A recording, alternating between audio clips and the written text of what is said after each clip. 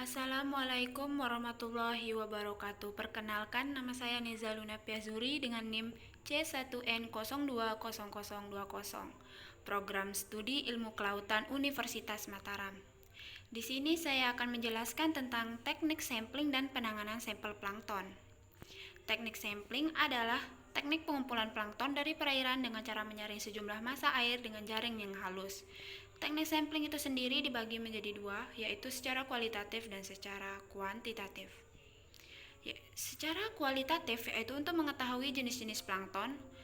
Pengumpulan plankton dilakukan dengan menarik jala plankton atau plankton net secara horizontal maupun secara vertikal. Sedangkan secara kuantitatif untuk mengetahui kepadatan plankton per satuan volume, dan pengumpulan plankton dilakukan dengan menyaring sejumlah air dengan volume tertentu. Plankton net yaitu jaring dengan mesh size yang disesuaikan dengan ukuran plankton, terbuat dari nilon berbentuk kerucut, mulut melingkar, di ujung jala diberi botol penampung. Berbagai ukuran, rata-rata panjang jaring 4-5 kali diameter mulut jaring. Catatan, plankton yang terjaring tergantung ukuran mesh size-nya, yaitu digunakan harus sesuai dengan jenis dan ukuran plankton. Mesh size atau ukuran mata jaring mesh size fitoplankton 3 kali 3-50 mikron dan zooplankton 150-175 mikron. Ini adalah gambar dari contoh jaring plankton net dan bagian-bagiannya. Konstruksi plankton net. Pertama, cincin. Cincin terletak di atas dan berfungsi sebagai pengikat tali dan sebagai penarik plankton net. 2. Tali. Tali ini berfungsi untuk menghubungkan jaring dengan cincin. Ketiga, kawat. Kawat ini digunakan untuk membentuk net atau mulut jaring. 4. Jaring. Terbuat dari nilon dengan mesh size yang berbeda-beda menurut tujuan. 5. Botol. Botol ini berfungsi untuk menampung sampel air yang telah berisi plankton hasil saringan sejumlah air. Macam-macam plankton net.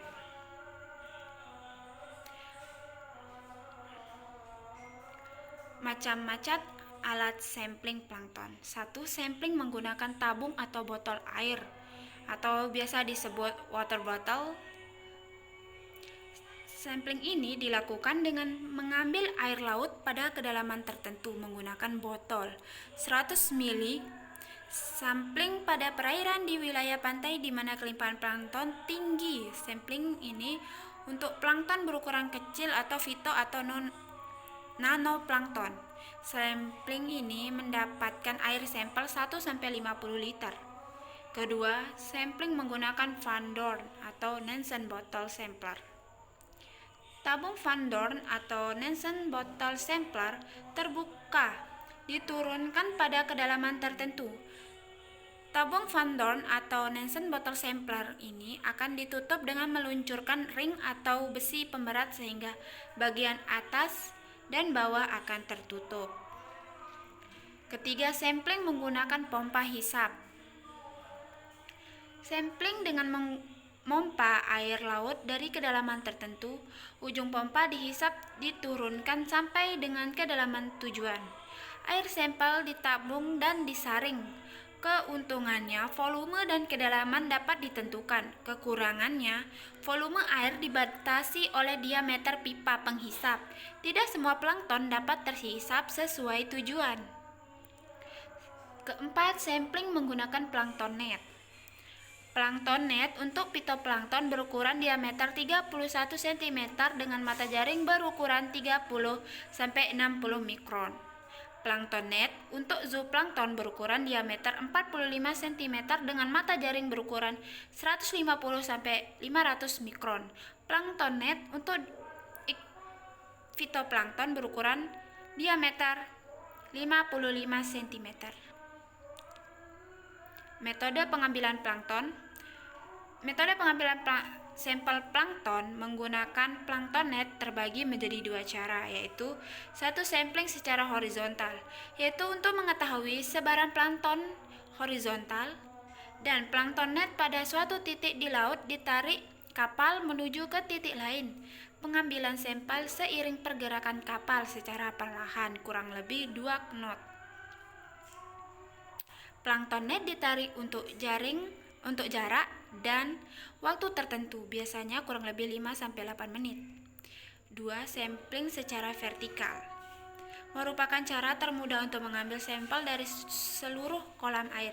Ketika kapal berhenti, planktonnya diturunkan sampai kedalaman tertentu dengan pemberat di bawahnya. Planktonnya ditarik ke atas secara konstan. Pengawet di sini saya akan menjelaskan tentang pengawatan sampel, yaitu setelah sampel dikeluarkan dari botol penampung, dipindahkan ke botol sampel, ditambahkanlah formalin 4%. Untuk menghindari kekeliruan, botol ditempel label tertuliskan 1. Nomor stasiun, 2. Tanggal dan waktu, 3. Kedalaman, 4. Nama kapal, dan 5. Data lain yang dianggap perlu. Analisis perhitungan plankton. Prinsipnya, untuk mengambil sebagian sampel atau subsampel dan dihitung di bawah mikroskop. Besar kecilnya volume subsampel sangat bergantung pada alat yang tersedia serta kepekatan sampel. Rumusnya sebagai berikut.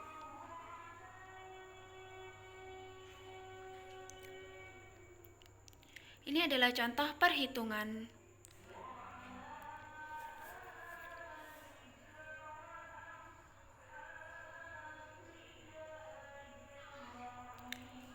teknik analisis pencacahan plankton.